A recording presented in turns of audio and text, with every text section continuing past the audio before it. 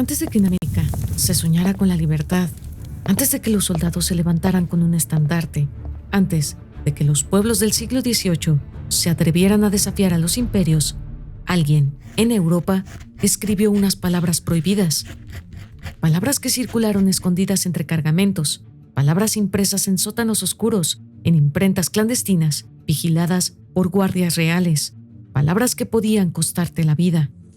Porque hubo un tiempo, no tan lejano, en el que un libro era más peligroso que un arma, un tiempo en el que leer era un acto de rebeldía, un tiempo en el que pensar era un delito. Y aquí, en este silencio cargado de peligro, nacen estas preguntas. ¿De dónde nacieron las ideas que incendiaron América? ¿Quién escribió las palabras que derrumbaron a los imperios? ¿Y por qué un simple libro podía condenar a un hombre a la cárcel o a la hoguera? Sus nombres aún resuenan como viejos relámpagos sobre Europa. Voltaire, el exiliado que desafió a reyes con una pluma bañada en la ironía. Rousseau, el perseguido que denunció que la sociedad encadena al hombre. Montesquieu, el noble que descubrió que todo poder tiende a corromperse. Diderot, el arquitecto de la enciclopedia prohibida. Locke, el exiliado inglés que osó afirmar que la legitimidad del gobierno nace del consentimiento y que el pueblo tiene derecho a rebelarse. Y Paine, el migrante sin patria que encendió 2 continentes con panfletos escritos para el pueblo y no para los reyes. Sus obras cruzaron océanos escondidos en cajas de mercancía. Sus ideas viajaron de mano en voz baja, en secreto. Y cuando llegaron a América, ya no fueron solo filosofía, fueron pólvora. Hoy, en este primer episodio de la nueva temporada de Ecos del Pasado, Historias que Resuenan, viajaremos a las cárceles, a los cafés clandestinos, a las imprentas prohibidas donde nació el mundo moderno. Porque antes de las independencias, antes de las guerras, antes de los héroes, hubo algo más poderoso, una idea. Una idea escrita a oscuras que aún ilumina el mundo.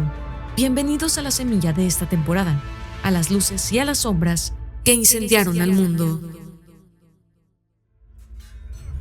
¿Qué sucede cuando el pasado se niega a ser olvidado? En Ecos del Pasado, Historias que Resuenan, desenterraremos relatos que han quedado sepultados en la memoria de la humanidad. Acompáñanos en un viaje a través del tiempo, donde cada episodio te revelará un secreto, una historia que aún resuena en los ecos del ayer. ¿Estás listo para escuchar lo que la historia tiene que decir? Europa bajo arresto, el siglo en que pensar era un crimen. El siglo XVIII no comenzó con luces, sino con sombras. Europa era un tablero rígido donde la corona, la iglesia y la espada marcaban el ritmo de la vida cotidiana. Desde Lisboa hasta San Petersburgo, los reyes gobernaban con mano firme, los obispos vigilaban la moral y la palabra escrita era observada con la precisión de un centinela nocturno. Porque antes de que la Ilustración se atreviera a desafiar al mundo, este estaba hecho para no ser cuestionado. El pensamiento era un territorio vigilado. Las monarquías absolutas no solo gobernaban tierras y ejércitos, gobernaban conciencias, y lo hacían mediante un sistema meticuloso de privilegios de impresión, licencias obligatorias, revisores, inquisidores, policías de los libros y patrullas que inspeccionaban puertos, imprentas y librerías. No era un simple capricho, era miedo, el miedo a las ideas. De forma generosa y exagerando la distancia ideológica entre la cima y el fondo del mundo literario en el antiguo régimen, los primeros filósofos fueron revolucionarios a su manera. Articularon y propagaron un sistema de valores o una ideología que minaba las tradiciones que los franceses habían heredado de su pasado católico y realista.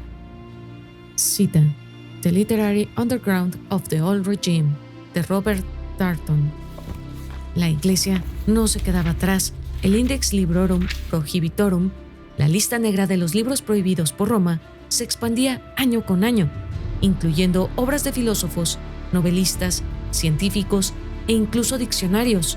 El índice no solo tachaba autores, buscaba, literalmente, desaparecer certezas. En Francia, la Sorbona condenaba tesis filosóficas. En España, el Santo Oficio imponía penas severas por poseer libros contaminados. En Italia, algunos impresores trabajaban bajo amenaza constante de la excomunión. Y así, mientras Europa parecía avanzar hacia la razón, sus instituciones intentaban contenerla con leyes, censos y fuego. Pero la represión tuvo un efecto inesperado. Cuanto más se prohibía un libro, más deseado se volvía. Cuanto más se perseguía a un autor, más se multiplicaban sus lectores. Nació entonces un nuevo fenómeno en la historia europea: la opinión pública. Un espacio invisible, sin rey, sin catedral, sin ejército.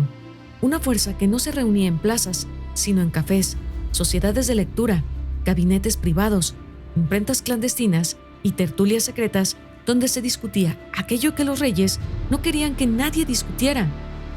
El continente estaba cambiando. El libro, esa frágil herramienta de papel, se había convertido en un arma silenciosa que ningún Estado podía controlar del todo. Por más policías, edictos y hogueras, el conocimiento encontraba rendijas por las cuales escapar. Las imprentas clandestinas surgieron como un ejército sin uniforme.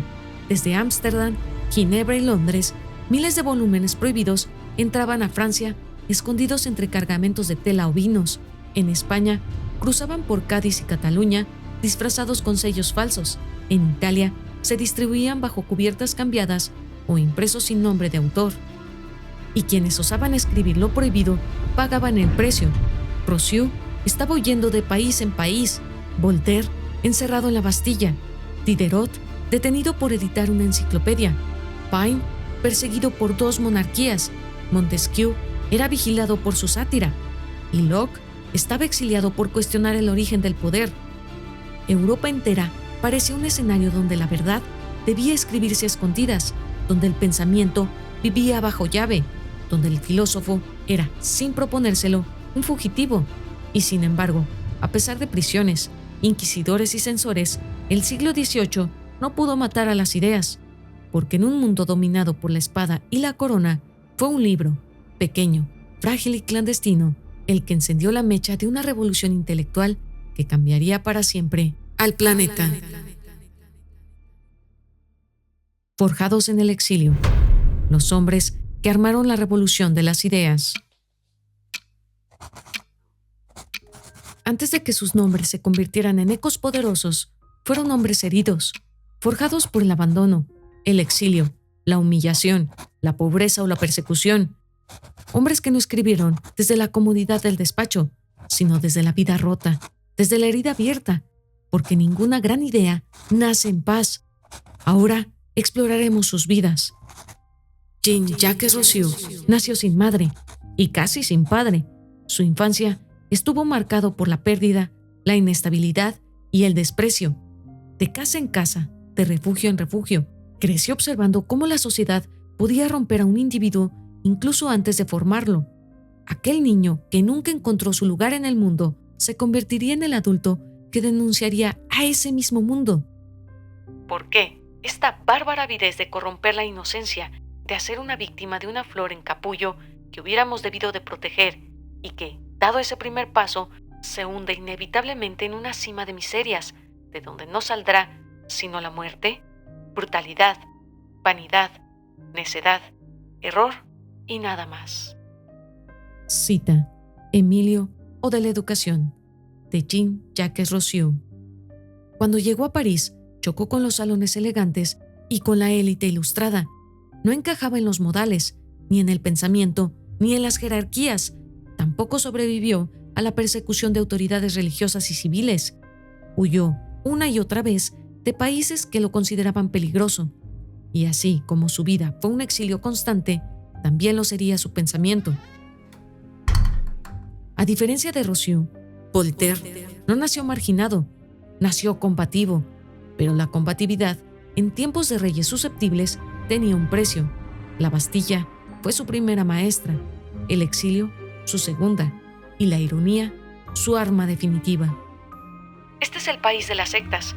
Un inglés, como hombre libre, va al cielo por el camino que más le acomoda. Sin embargo, aunque cada uno puede aquí servir a Dios a su modo, su verdadera religión, aquella en la que hace fortuna, es la secta de los episcopalianos, llamada la Iglesia Anglicana o la Iglesia por excelencia. Cita: Cartas filosóficas de Voltaire. En Inglaterra, descubrió lo que en Francia era un sueño prohibido: tolerancia religiosa, imprentas relativamente libres y debate público. Volvió decidido a desafiar al fanatismo, a golpearlo, no con espadas, sino con palabras, y con un sarcasmo afilado que no perdonó a la injusticia. Si Rousseau denunció a la sociedad por romper al individuo, Voltaire denunció a la religión por romper con la razón. En contraste de estos dos, Montesquieu nació del sistema, presidió tribunales, conoció magistrados, nobles y embajadores, vio el poder desde adentro y justamente por verlo tan de cerca, comenzó a temerlo. Que el pueblo se ilustre no es una cosa indiferente. Los prejuicios de los magistrados empezaron siendo prejuicios de la nación. En época de ignorancia no se vacila, aunque las resoluciones produzcan grandes males.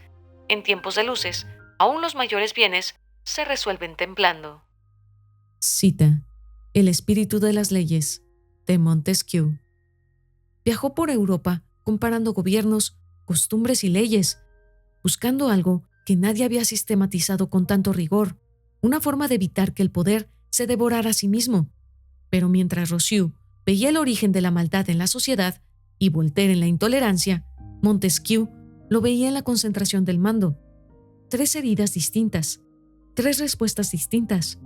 Y mientras estos debates se encendían en cafés y salones, otros hombres trabajaban bajo tierra, no para escribir un tratado, sino para levantar un edificio entero, la enciclopedia. Hijo de artesano y formado por jesuitas, Denis Diderot fue perseguido no por una idea, sino por todas, porque la enciclopedia reunía oficios, ciencias, críticas, dudas, saberes, todo aquello que la monarquía y la iglesia preferían mantener en silencio. ¿Qué revolución la que, desde hace poco, ha comenzado tal vez en algún rincón ignorado de la tierra o en el corazón mismo de los países más civilizados, al extender la luz, al eliminar supersticiones, al renovar pueblos, al disminuir la ignorancia y las desgracias humanas? Incluso si no hubiéramos logrado plenamente este gran propósito ni completado esta obra entera, nada estaría perdido.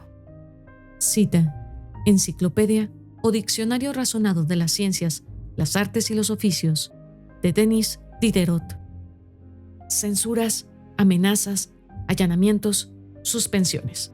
Diderot no escribió contra un adversario, escribió contra todo un sistema, y aún así siguió, porque en él, como en Rousseau, Voltaire y Montesquieu, había una certeza: el conocimiento, una vez liberado, ya no puede ser domesticado.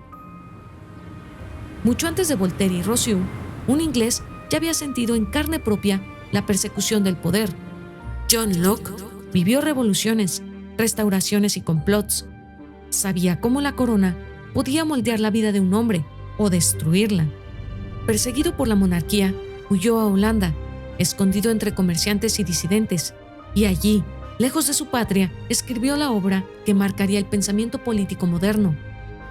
El gran y principal fin, por lo tanto, de los hombres al unirse en comunidades y someterse a un gobierno es la preservación de su propiedad, para lo cual, en el estado natural, faltan muchas cosas. Cita: Two Treatises of Government, de John Locke. Si Rousseau escribió desde el abandono, Voltaire desde la indignación, Montesquieu desde el poder observado y Diderot desde la clandestinidad, Locke escribió desde el exilio, desde el miedo a la tiranía. Y luego, el más improbable de todos, Thomas Paine. No tenía fortuna, ni títulos, ni prestigio. No tenía patria. Era literalmente un hombre que venía de ninguna parte. Fracasó en varios oficios, vivió endeudado, casi muere de una enfermedad, hasta que cruzó el Atlántico con una carta de recomendación de Benjamin Franklin. En América encontró lo que Europa le había negado: un público que necesitaba palabras urgentes. El fraude, la hipocresía y el engaño de los gobiernos comienzan a ser demasiado comprendidos como para prometerles una larga carrera. La farsa de la monarquía y la aristocracia en todos los países sigue el ocaso de la caballería y el señor Burke está vistiendo a la aristocracia en todos los países para el funeral. Dejemos entonces que pase tranquilamente al sepulcro de todas las demás locuras y que los dolientes sean consolados. Cita: Los derechos del hombre, de Thomas Paine. Los derechos del hombre encendió a Estados Unidos. Rights of the Man encendió a Francia. Paine fue el único filósofo que vio la revolución desde abajo, desde la calle, desde el pueblo, un huérfano del mundo que ayudó a nacer dos naciones. Dinamita de papel, obras escritas para derrocar tronos. En el siglo XVIII, un libro no era solo papel, era una chispa, una amenaza, una carga explosiva capaz de abrir grietas en los cimientos de reinos milenarios.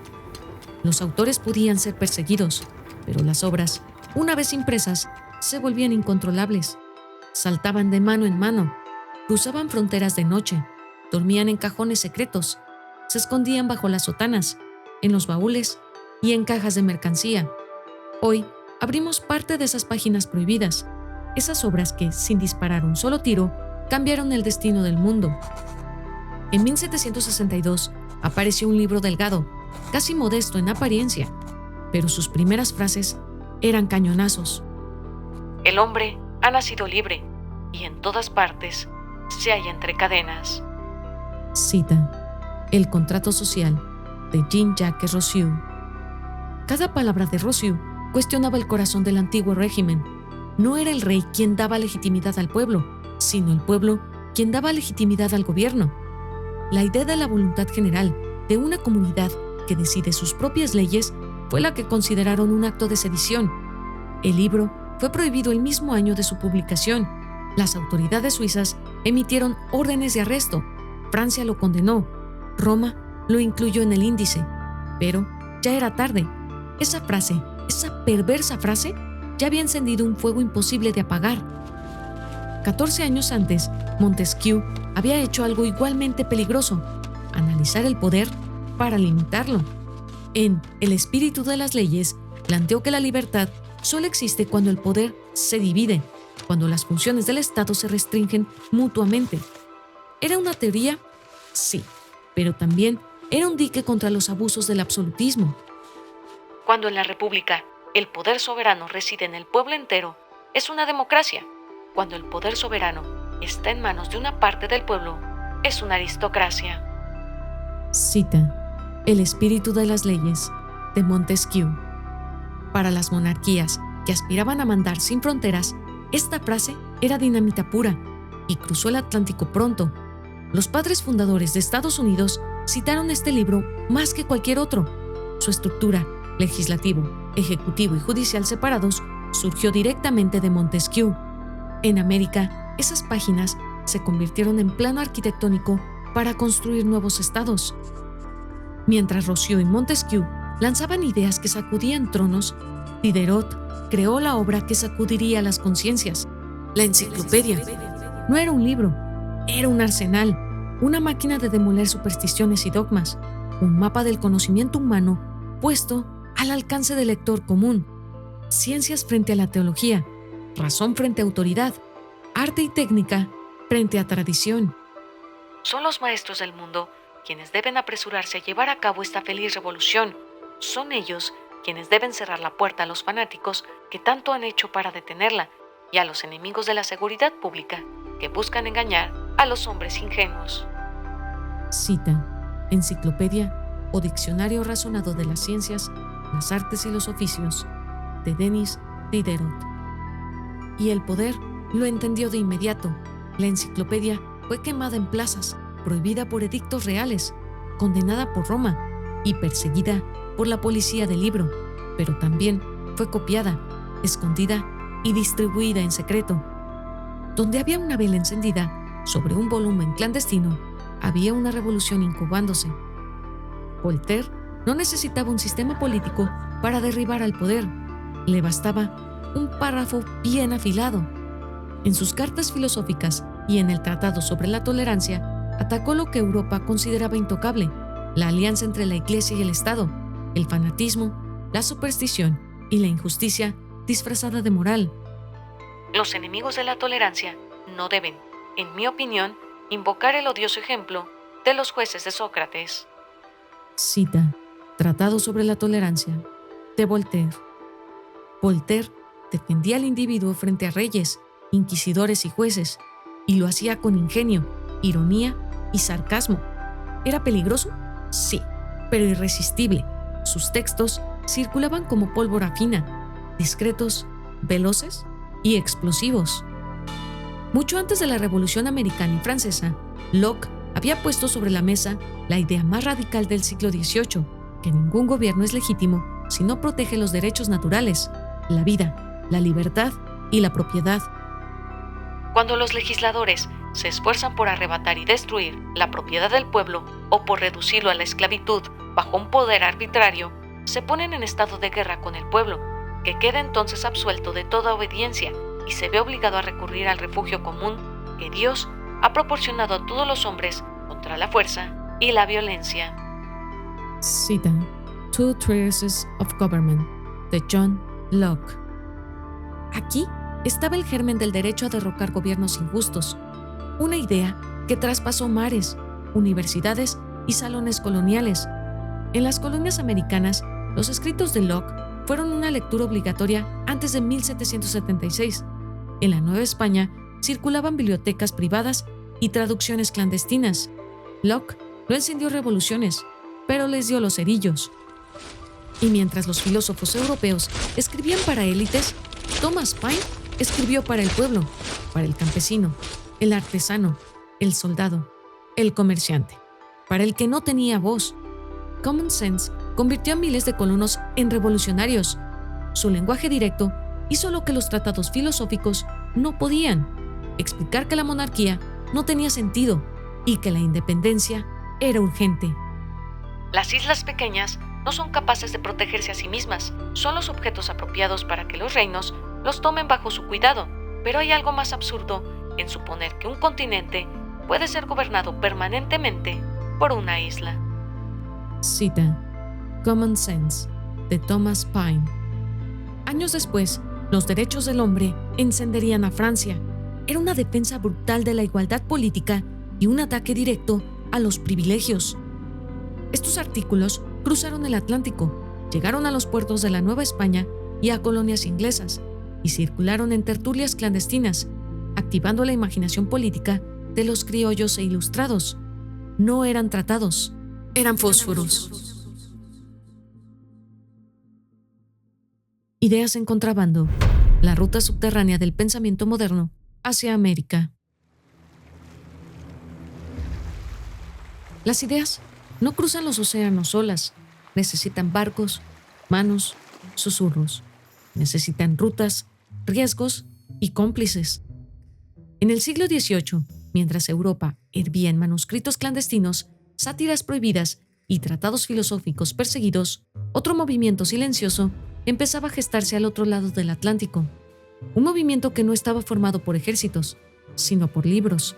Libros que viajaban escondidos, como si fueran contrabando de pólvora intelectual. Pero por más prohibiciones que decretara la corona española o las inquisiciones en América, ninguna frontera pudo detener el flujo de libros ilustrados procedentes de Europa. Los mercaderes de Cádiz, Sevilla y La Coruña sabían perfectamente que había un mercado hambriento del otro lado del mundo. Y así, entre telas, pinos, herramientas, utensilios y cargamentos de papel, venían otros papeles, sin nombre, sin autor, sin ciudad de impresión. Eran Rousseau, Montesquieu, Voltaire, Locke, Diderot, escondidos entre sacos y cajas, cruzando el Atlántico bajo la apariencia de simples objetos comerciales. Cuando una cesta de libros está en camino, es incautada por funcionarios. Tu hombre de negocios se convierte en un informante. Tu filósofo se vuelve un espía político. La humanidad cambia constantemente de forma ante tus ojos, mientras tú, al observar las especulaciones de los editores y los cargamentos de libros rondando por toda Europa. Cita: The Literary Underground of the Old Regime, de Robert Darnton.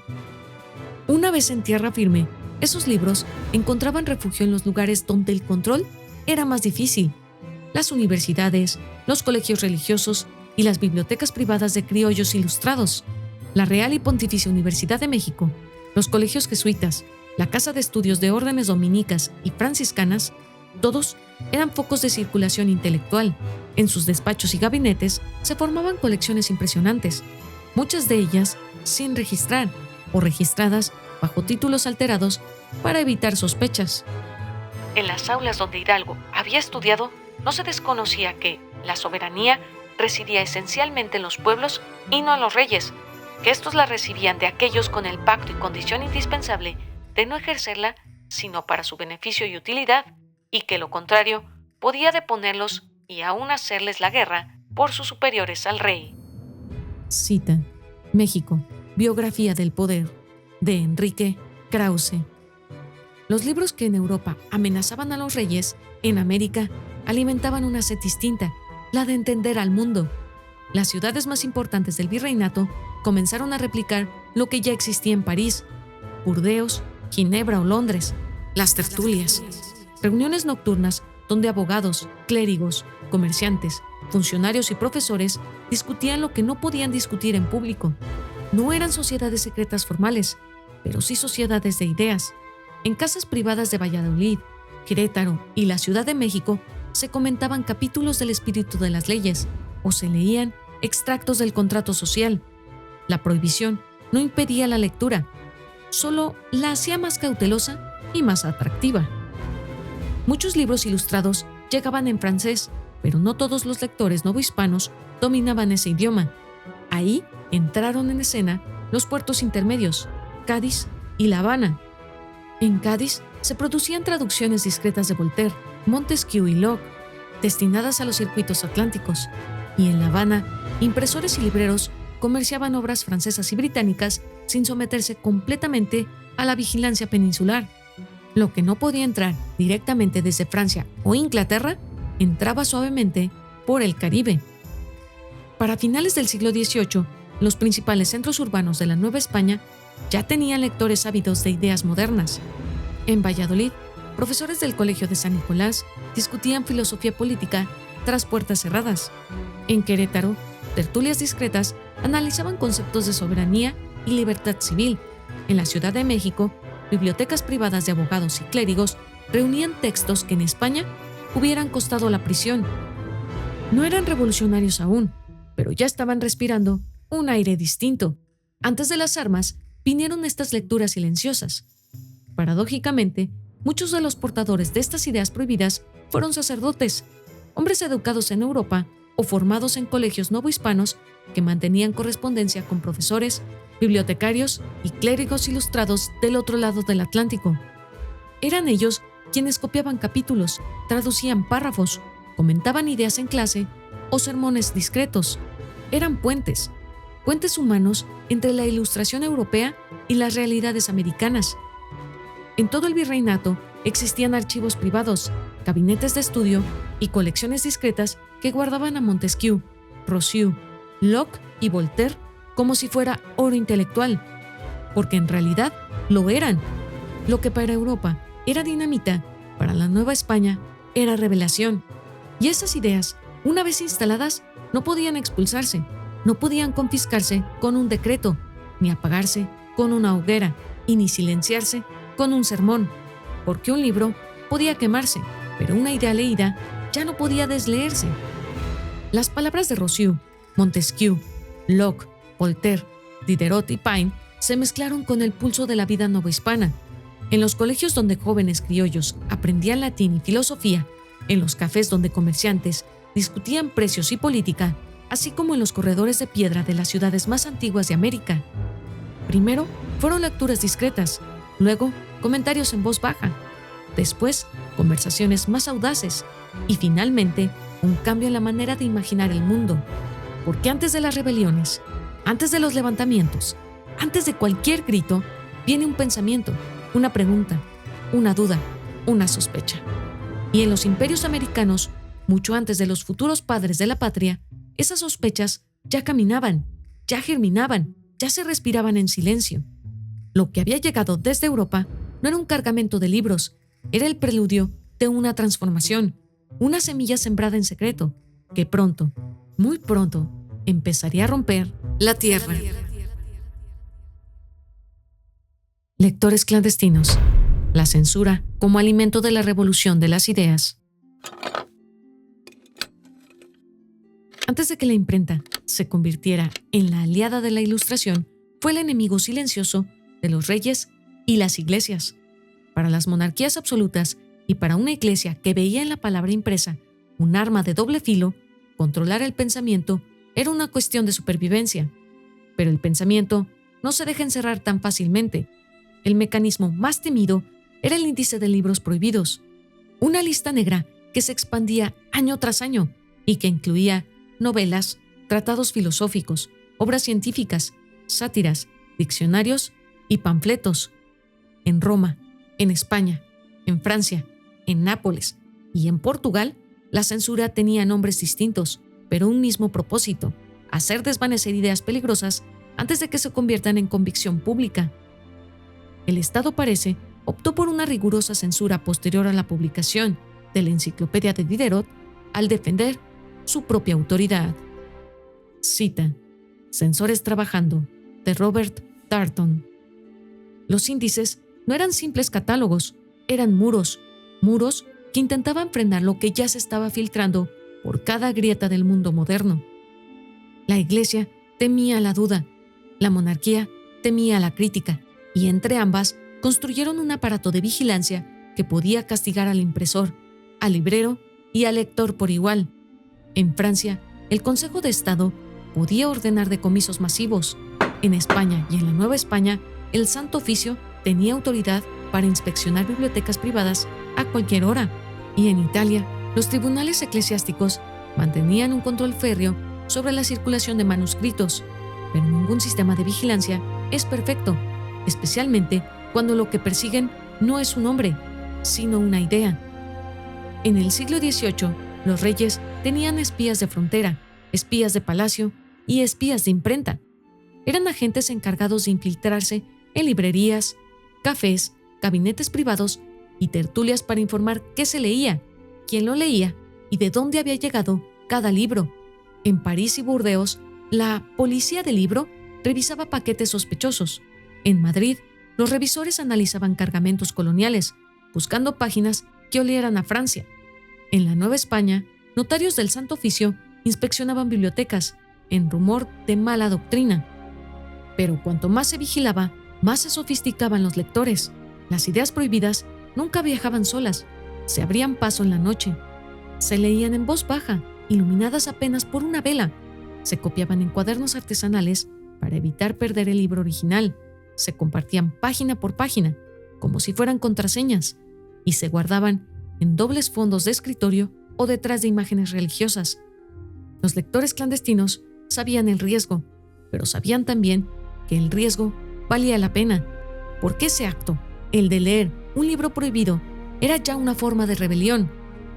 Los estados del antiguo régimen podían arrestar autores, podían clausurar imprentas, podían confiscar libros, pero había un enemigo al que no podían someter: la idea una vez leída. Las autoridades podían destruir miles de ejemplares, pero no podían borrar el concepto de voluntad general, no podían desaparecer la noción de separación de poderes, no podían censurar las dudas que ya habían germinado en la mente de un lector. El Estado podía fusilar rebeldes, pero no podía fusilar lo que habían leído. La censura tenía un efecto inesperado: convertía los libros prohibidos en objetos de deseo. Cuanto más se perseguía un texto, más buscado era. Cuanto más se castigaba una idea, más urgente se volvía a discutirla. La prohibición no sofocaba las ideas, las inflamaba. Así, el siglo de las sombras terminó convirtiéndose lentamente en el siglo de las luces, porque cada libro prohibido era un acto de desafío, cada lector nocturno era un rebelde, y cada copia manuscrita era una chispa en la oscuridad. Las ideas sobrevivieron a la censura, y gracias a esa resistencia silenciosa, el mundo estaba a punto de cambiar para siempre. Del súbdito al ciudadano, un grito silencioso que cambia la historia. Durante siglos, Europa se había organizado bajo una idea sencilla y contundente. Las personas no eran ciudadanos, eran súbditos, súbditos del rey, súbditos del Señor, súbditos de la Iglesia. La sumisión era un deber natural, su voz, un susurro irrelevante, su lugar, el que la tradición les asignaba. Pero, silenciosamente, algo empezó a romperse. En ese mundo vertical, con Dios en la cima, el rey debajo y todos los demás al pie de la pirámide, comenzó a temblar cuando las ideas de la Ilustración pusieron en duda la base de la misma autoridad. Y allí, en esa fisura, nació algo que jamás había existido: el individuo moderno. No el súbdito, no el vasallo, sino la persona capaz de pensar, de juzgar, de elegir. La fuerza solo es un poder físico, y no puedo pensar qué moralidad puede resultar de sus efectos. Ceder a la fuerza es un acto de necesidad y no de voluntad. ¿En qué sentido, pues, se considera como un derecho? Cita: El contrato social, de Jean-Jacques Rousseau. De esa transformación nació otra palabra aún más peligrosa: el pueblo. No en el sentido medieval, una masa dependiente, sino como una entidad política, una colectividad con voluntad propia, con intereses propios, con capacidad para decidir su destino. Por primera vez en la historia, se empezó a pensar en que el pueblo no era gobernado, sino que debía gobernarse a sí mismo. El concepto era tan nuevo que necesitó metáforas para explicarse, y una de ellas, quizás la más influyente de la época, fue la imagen del contrato social.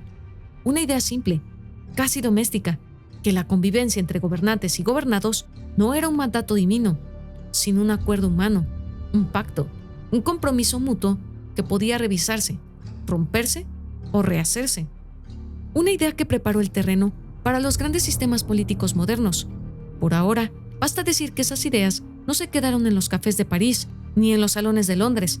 Saltaron el Atlántico, inspiraron a los colonos norteamericanos, que se negaron a seguir siendo súbditos del Parlamento británico. Encendieron la imaginación de Francia en 1789, cuando por primera vez una nación entera proclamó que la soberanía residía en el pueblo. Y muy pronto, más pronto de lo que los reyes imaginaron, estas ideas comenzaron a circular también en la América hispana, desde Caracas hasta Ciudad de México, desde Buenos Aires hasta Bogotá, desde Quito hasta Santiago. No siempre con las mismas palabras, no siempre con los mismos libros, pero siempre con el mismo impulso: el deseo de dejar de obedecer y comenzar a decidir.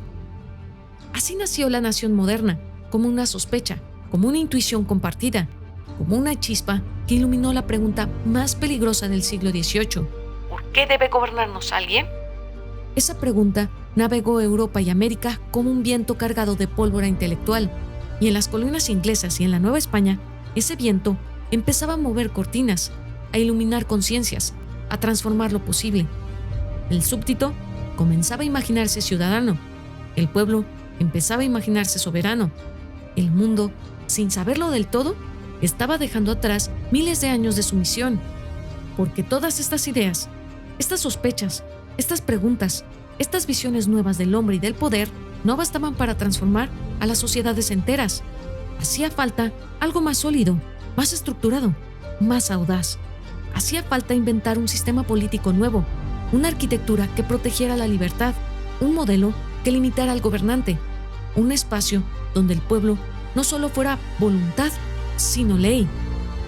En el próximo episodio de Ecos del Pasado, Historias que Resuenan, nos adentraremos en el nacimiento del pensamiento republicano. Veremos cómo los filósofos como Locke, Hobbes y pensadores posteriores convirtieron ideas en instituciones, sospechas en principios y aspiraciones en estructuras capaces de desafiar imperios. Porque antes de las constituciones, antes de los congresos y antes de las repúblicas, lo que existió primero fueron estas palabras, y en ellas el mundo encontró un nuevo destino. Recuerda, el pasado no es solo un registro de lo que fue, sino una parte viva de lo que somos. Cada historia que compartimos en Ecos del Pasado es un recordatorio de que el tiempo puede sepultar los hechos, pero nunca podrá silenciar sus ecos. Si has sentido la vibración de estas historias en tu interior, si has escuchado el llamado del pasado, te invitamos a unirte a nosotros en nuestro próximo episodio, porque aún quedan muchos ecos por descubrir, muchas historias por desenterrar, y juntos seguiremos explorando las memorias que resuenan en los rincones olvidados de la humanidad. Hasta entonces, mantén los oídos atentos y la mente abierta, porque nunca se sabe cuándo el pasado volverá a hablar.